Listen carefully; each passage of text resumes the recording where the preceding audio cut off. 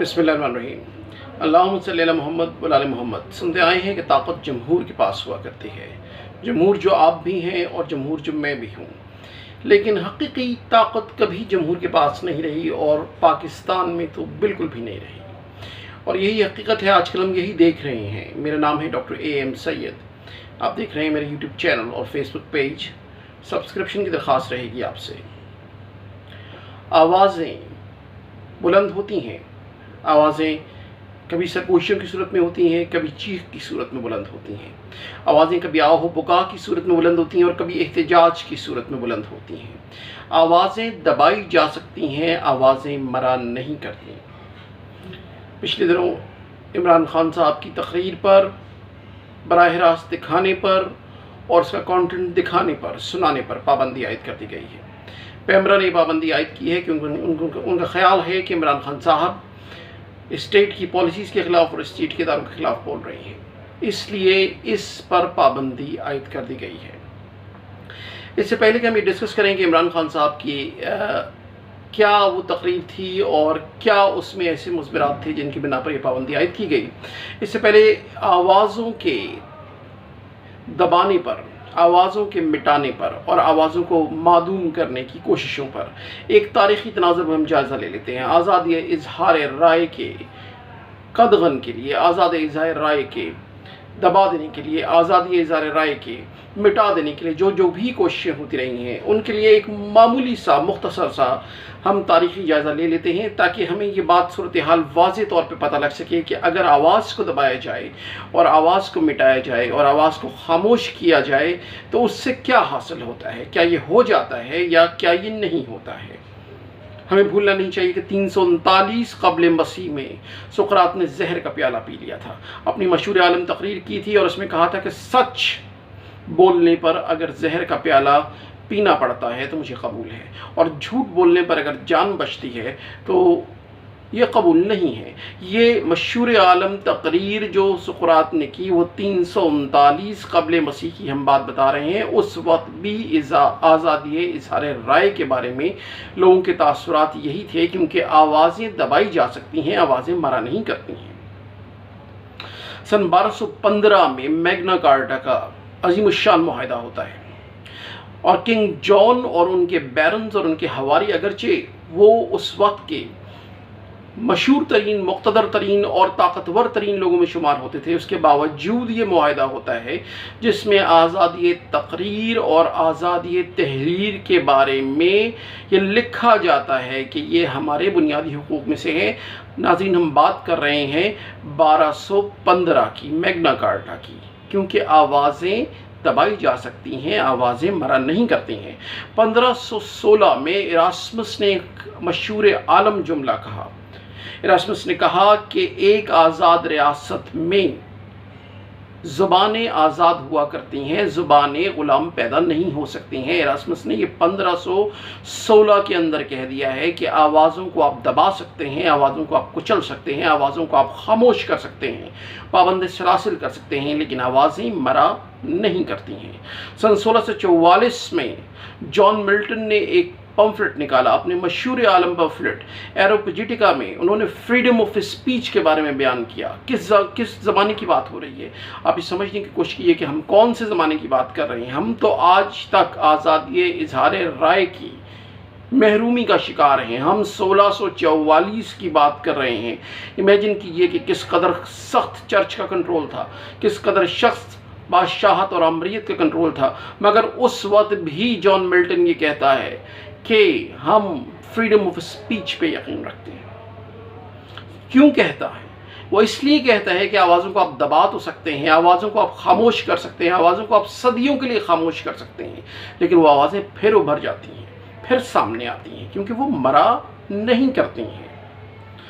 1689 में freedom of speech का British law पास होता है। कब?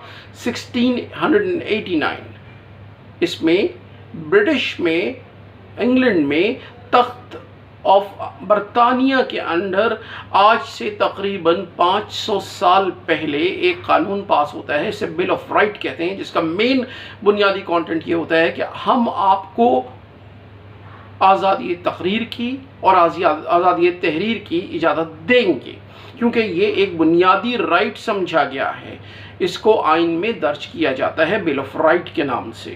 سن 1770 میں والٹائر جو فخر فرانس ہے، والٹائر جو ہر پڑھنے والے کی ہمیشہ جو بھی ادب سے ذرا بھی تعلق رکھتا ہے، انٹرنیشنل لٹریچر پڑھتا ہے، وہ جانتا ہے کہ انٹرنیشنل لٹریچر میں، فلسفی میں اور ہیومن رائٹس میں والٹائر کا مقام کس قدر سربلند ہے۔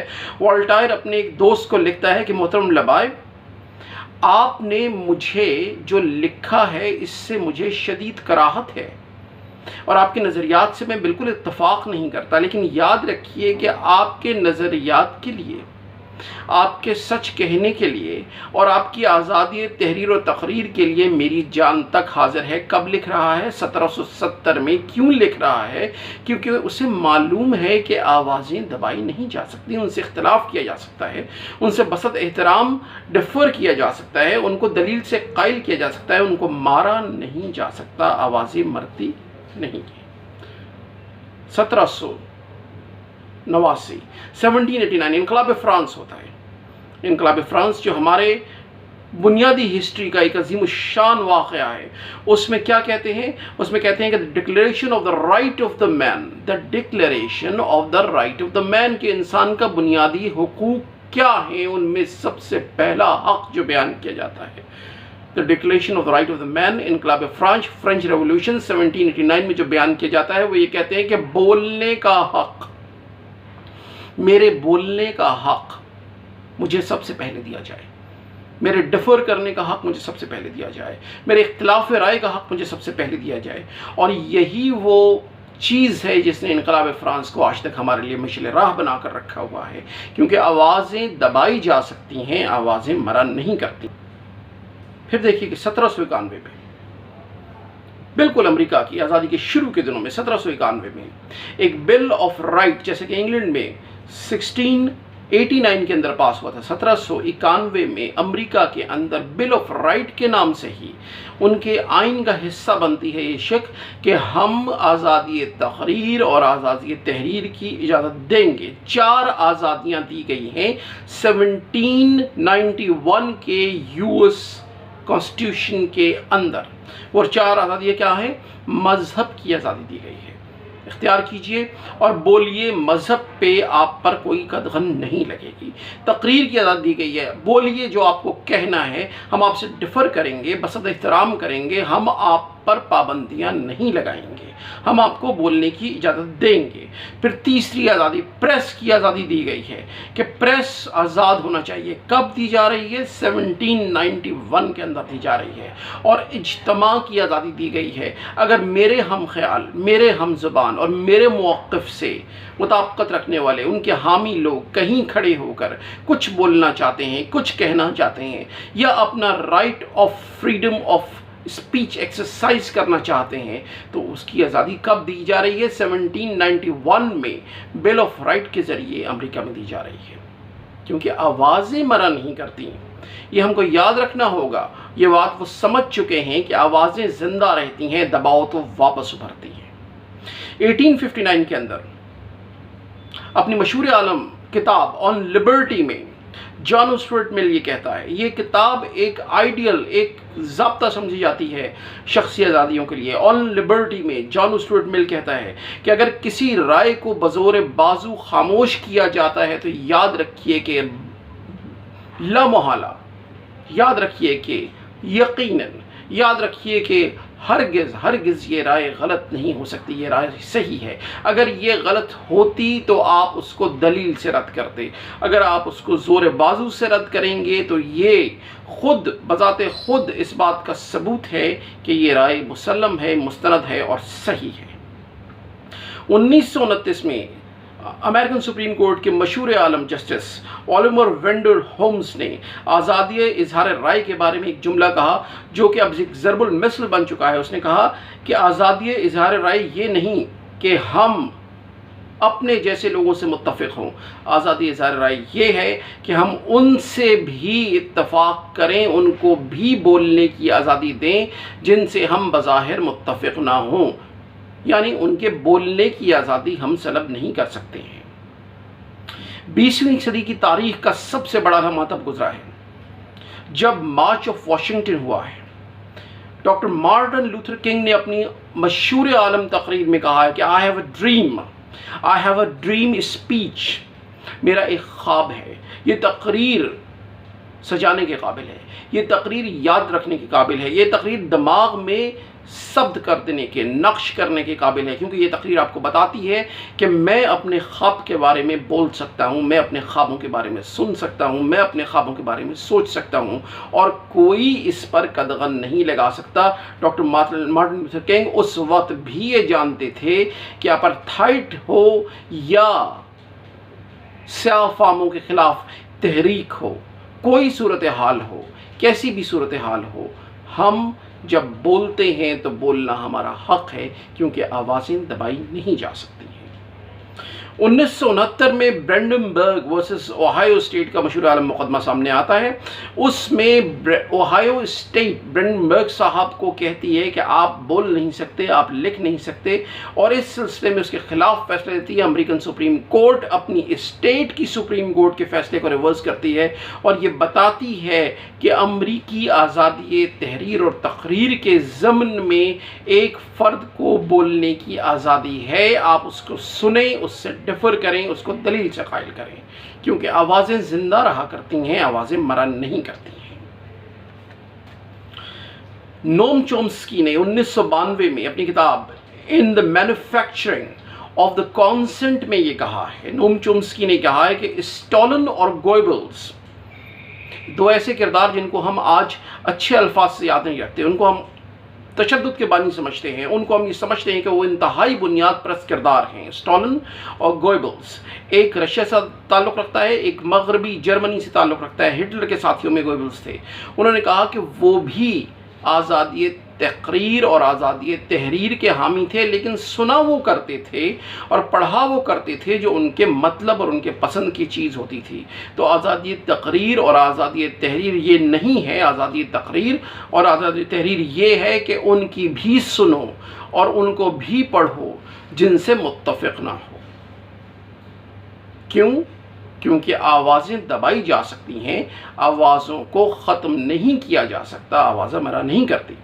आर्टिकल 19 है आईन पाकिस्तान का, आर्टिकल 19 है आईन पाकिस्तान को, ये डिस्क्राइब करता है कि हमको बोलने की, एक फ़र्द को बोलने की आज़ादी है, लिखने की आज़ादी है, लेकिन 4 हुदूद व क़यूद के अंदर है। अगर इस्लाम और उसके बुनियादी शआइर से मुतसादिम ना हो तब आज़ादी है। अगर पाकिस्तान की सालमियत, हिफाजत और उसके मफादात और उसके दिफा से मुताल्लिक़ ना हो, उसके ख़िलाफ़ ना हो, तो आज़ादी है और बिल्कुल आज़ादी है। जो मर्ज़ी चाहे आप बोल लीजिए, जो मर्ज़ी चाहे आप लिख लीजिए, जो मर्ज़ी चाहे आप पढ़िए।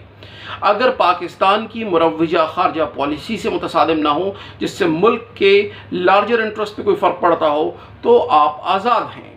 और अगर अदलिया के वक़ार से मुतसादिम ना हो तो भी आप आज़ाद हैं। पिछले दिनों पाकिस्तान में इमरान खान साहब की लाइव तकारीर पर पाबंदी आयद की गई है। पैमरा ने कहा है चैनल्स को कि इनकी लाइव तकारीर ना दिखाएं, रिकॉर्डेड तकारीर एडिट करके आप दिखा सकते हैं। इसके बाद इमरान खान साहब पर दहशतगर्दी का मुकदमा दर्ज किया गया है उनकी एक तकरीर के ज़मन में जो उन्होंने पिछले दिनों की है, और उसमें ये कहा गया है कि उसमें उन्होंने बराह रास्त इस्लामाबाद पुलिस को, कंसर्न फीमेल जज को और अपने अपोजिशन के साथियों को, अपोजिशन के रहनुमाओं को धमकी दी है कि इनके ख़िलाफ़ हम केस करेंगे। आपको इमरान खान साहब के वर्जन से इख्तलाफ हो सकता है, आपको इमरान खान साहब के अल्फाज की शिद्दत से इख्तलाफ हो सकता है, लेकिन आप ये समझने की कोशिश कीजिए कि इसका तनाज़ुर क्या है। ये शहबाज गिल पे जो तशद्दुद हुआ है, इसका एक फितरी रद्द अमल है। हो सकता था और ऐन मुमकिन था और बेहतर था कि अल्फाज का चुनाव ज़रा माइल्ड किया जाता, लेकिन जो चीज़ें इमरान खान साहब के ऊपर आयद की जा रही हैं, जिस किस्म की पाबंदियाँ और जिस किस्म के मुकदमात बनाए जा रहे हैं, वो ये बात वाज़े करते हैं, जैसे कि तारीख़ी तनाज़ुर से हमने आपको बताया है कि आप आवाज़ों को ख़त्म कर सकते हैं, आप आवाज़ों को दबा सकते हैं। आवाज़ें मरती नहीं हैं, ज़िंदा रहती हैं। एक आवाज़ को आप तोड़ सकते हैं, तशद्दुद कर सकते हैं, मार सकते हैं, उसको डरा सकते हैं, उसको ब्लैकमेल कर सकते हैं, हत्ता कि एक टाइम वो आएगा कि पूरा जिस्म एक आवाज़ बन जाएगा। اور ہمیں ڈرنا چاہیے اس وقت سے جب پورا جسم ایک آواز بن جائے اور لاکھوں کروڑوں لوگوں کے تمام اجسام ایک آواز بن جائیں اور وہ سورہ اسرافیل کی طرح چیر دیں، اور یہ ہو چکا ہے تاریخ میں۔ اس لیے بہتر ہے کہ ہم بین بین رہیں۔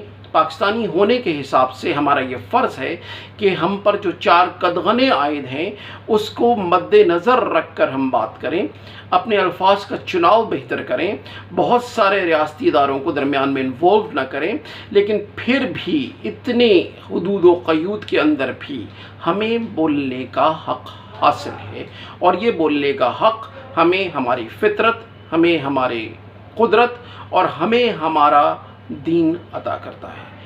ہم کو یہ بات یاد رکھنی ہے کہ آپ کا، میرا اور ہمارے اداروں کا سب کا مشترکہ سچ پاکستان ہے۔ سو ہماری آزادی تحریر اور ہماری آزادی تقریر دونوں میں کسی بھی صورت میں پاکستان کا ضیاع اور پاکستان کا نقصان نہیں ہونا چاہیے۔ پھر ملاقات ہوگی، فی امان اللہ۔